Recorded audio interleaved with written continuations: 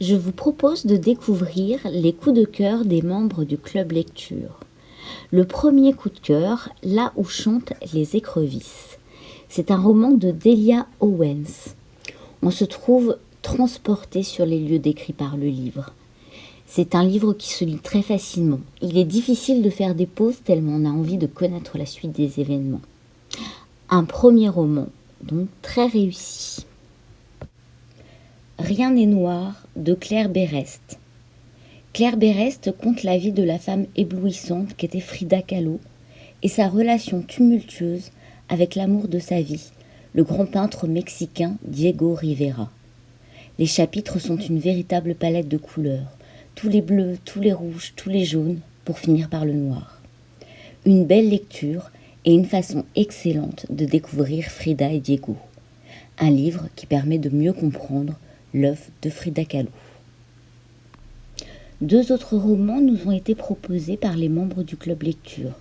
Le Sanctuaire de Laurine Roux, une histoire de confinement forcé, un magnifique roman. Et un autre de Pete Fromm, qui se nomme La vie en chantier. Il raconte l'histoire d'un jeune couple maltraité par la vie, mais pourtant tellement fort. Un très beau roman. Ces deux livres sont actuellement en commande. En attendant, je vous propose un autre roman de Pete Fromm que vous pourrez trouver à la bibliothèque, qui se nomme Lucy in the Sky.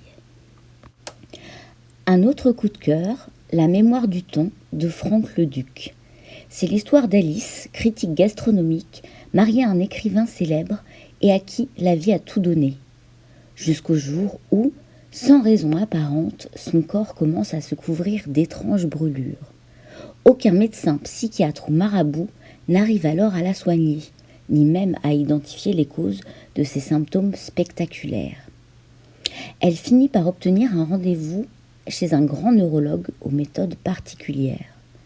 Et, lors d'une première séance de psychanalyse sous hypnose, Alice est victime d'un effroyable cauchemar.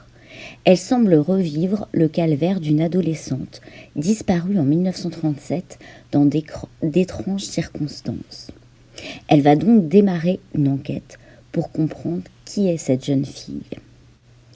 Ce thriller, qui tient vraiment en haleine, est actuellement en commande. Pour finir, deux romans déjà présents dans les coups de cœur du Club Lecture ont été plébiscités. Grossir le ciel de Franck Bouis et Zuleka ouvre les yeux de Gouel Yakina. Laissez-vous tenter.